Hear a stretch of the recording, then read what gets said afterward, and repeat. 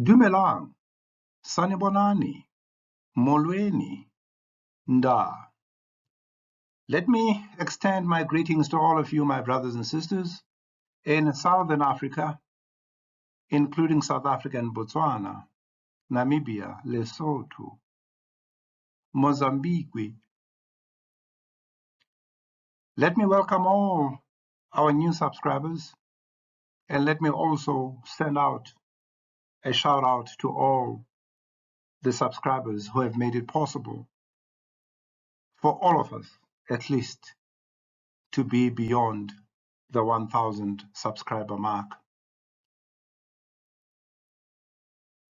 It is very clear that this particular channel that I'm working on is quite important in the lives of our people. And every little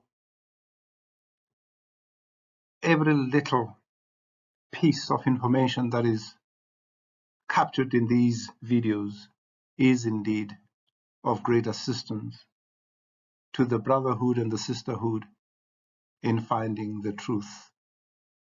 Our truth, not the truth that we have been fed over years by our colonial masters, and even currently that we are being fed by those who rule the world. Let me take this opportunity once again to just give a shout out to my sister. She knows herself, Kabo Maswari, from Kanye, right inside Botswana. This is more of a tribute to her for her commitment to really find the truth and be part of the children of the Most High in taking up the responsibility to ensure that our people can know who their Father is and our people can know who they are. Now let us come to the word Kanye, and try to break it down. And the only way to break it down is not to go to Yiddish, please. The answers are in the Bantu languages. The Bantu languages as a collective do provide answers to a lot of questions that we have. It's not only one language. It's not isiXhosa. It's not Setswana. It's not Sesotho. It's not Igbo. It's not Yoruba. It's not even Swahili that can actually be able to provide answers to the questions that we always have. The Father says, He shall provide us with the light, and the light, in my view, and in all the submissions that I've made, in all the videos that I've done, the answers are in the Bantu languages. Now let us deal with the content to the word Kanye, who Kanye West really is. Now the word Kanye, according to Wikipedia, it's a Yoruba name, which means next in line. Next in line for what? The chosen race, the royal priesthood, a holy nation, a people for his own possession. Next in line. Currently, the rulers of the world are not those who can be regarded as the chosen race. Let's move on. In Igbo, the name Kanye means let's give. But this is not a full answer. Let's give what? And the answer is found in Setswana or Sesotho.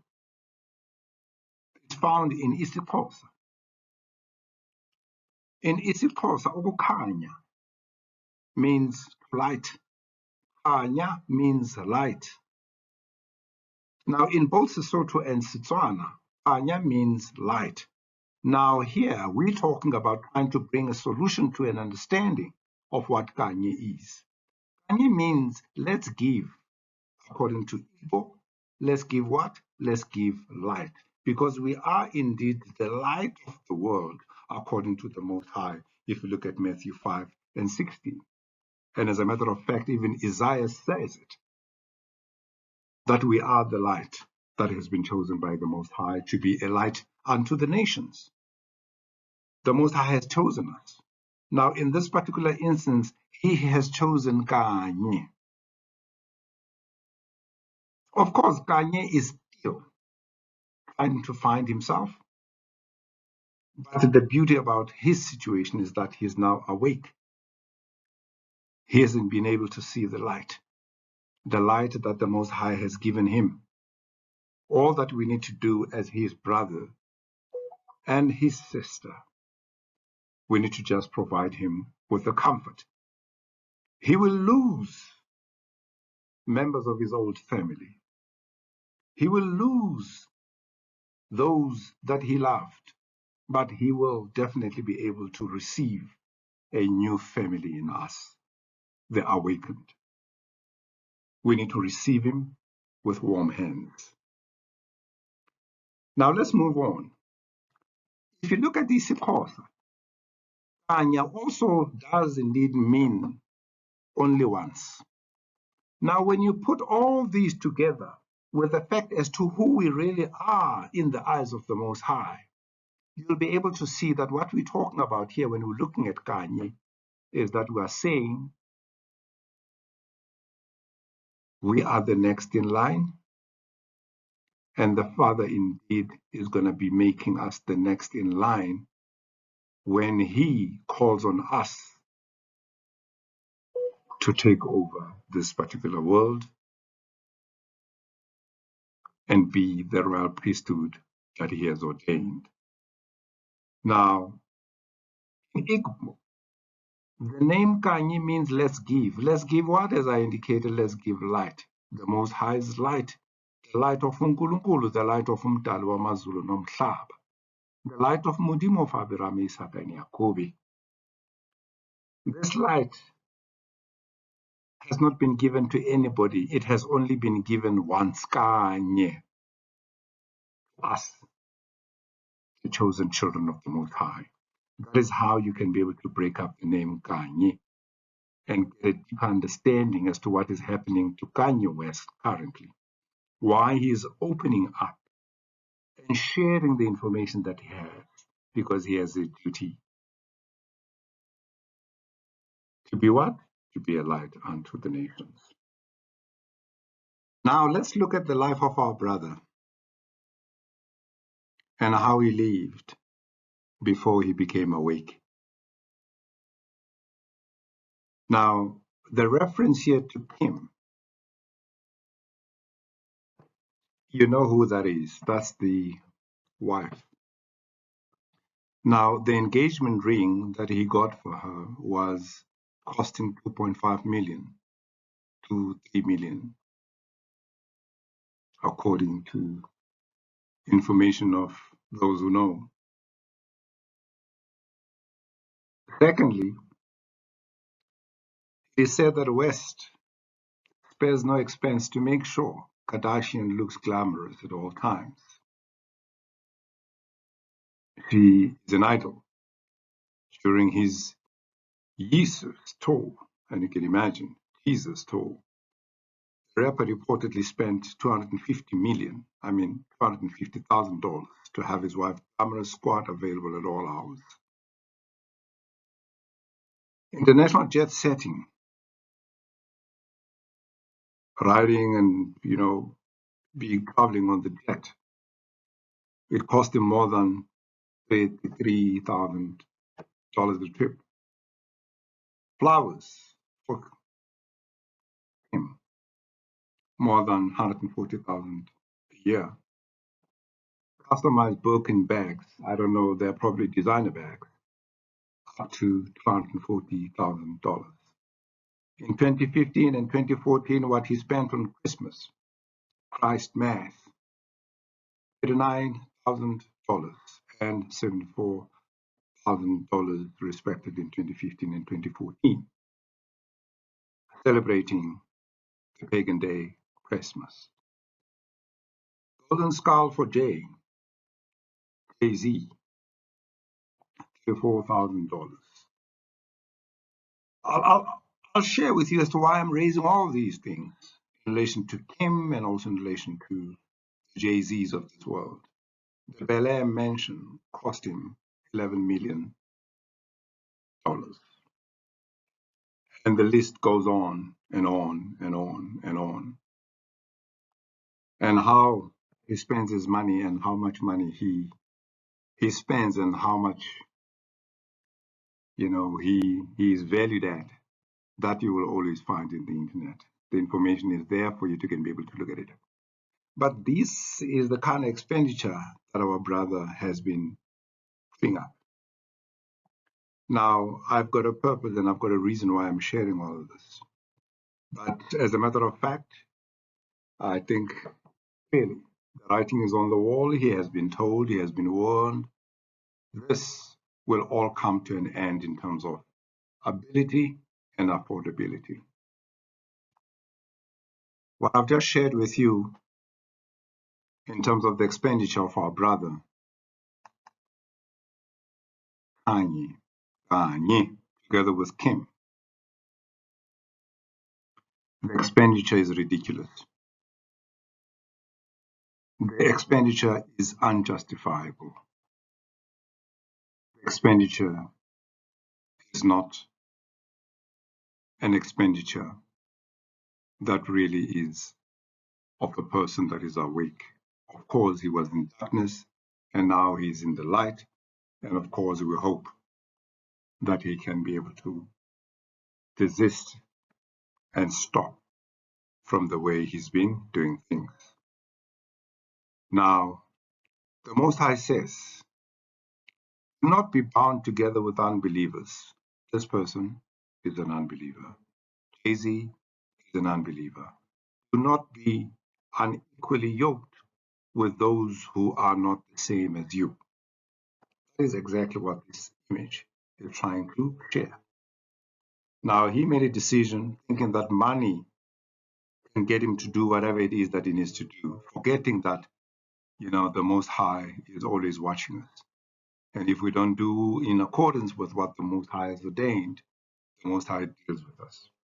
But of course, he deals with us with a passion in that he loves us. And he has always loved us and will always love us. He still continues to give us a chance to be able to go back to him and repent and be his children in accordance with what he has ordained. But of course, there is hope that indeed Kanye will come to realize that the people that he's friends with, the people that he's unequally bound to, unequally yoked to, these are not the people who have his interest at heart. And they are going to destroy him, and they have already started in that particular exercise. It is my submission, brothers and sisters, that all that Kanye should have done is to follow what we always do. As a Motswana, as a Bantu person residing in Southern Africa, I know my responsibility. Responsibility that I have to my family, to my children, to my wife, to my mother, to my father, to my entire extended family, to my tribe, to my race, to my people. I know what my responsibility is, and my responsibility is the responsibility that the Father has been able to put up for me. And that responsibility is, if anyone doesn't provide for his own, and especially his own household, he has denied the faith and is worse than an unbeliever. That is what the Father says in 1 Timothy 5, verse 8. Now, in Southern Africa, what we do in line with 1 Timothy 5 and 8 is called black tax. The questions get to be posed, and Mhlongo, he asks the question, is black tax a burden or is black tax ubuntu? Let me quickly answer him. It is in line with what the Father has instructed upon us to take responsibility and also to take care of our own, to take care of our tribe, to take care of our nation, to take care of our people, to take care of each other as the chosen children of the Most High. That is the answer to the question around black text, which basically is an embodiment of 1 Timothy 5 and 8. Not that many of us, when we finish studying and become doctors, and as I am, we don't enjoy selfishly the benefits of the education that has been given to us by our parents. We take up the mantle of responsibility amongst our household, amongst our brothers and sisters, amongst our tribe, amongst our village people. Every time we go home with truckloads of samp, of mealie meal, of meat, so that we can share what the Father has been able to bless us with. This black text concept is well known amongst us as the chosen, but of course it will be unknown to those whom we are unequally yoked with, as my brother Kanye was. If you look at how he spent his money, not heeding what the Father says, in line with the blessings he gives to us. Now the question, what is black tax? I'm going to explain it more. What is black tax? But maybe let us start with the question that Mhlongo asked in the earlier slide. And as I had indicated, the answer to that earlier slide and the question that he poses, whether black tax is indeed a burden or is it Ubuntu, my answer is Ubuntu it is, and no, it is not a burden. As a matter of fact, it's not a burden for me to provide for my family, to provide for my village, to provide for my community, to provide for my people. Now, what is black tax? Black tax is a term that originated in South Africa for money that black professionals provide to their family every month outside of their own living expenses. It's usually out of an obligation. It is caused by continued economic balance that can be traced back to apartheid and slavery. This, according to Wikipedia. And I agree with Wikipedia insofar as, understanding of black tax. But as I had indicated earlier on, black tax, for me, is basically what the Most High has actually given to us as an instruction to take care of our own, to take care of our households, to take care of our community, to take care of each other. And that, for him, is very good. And if you don't do that, you're worse than an unbeliever. That's what the Father says.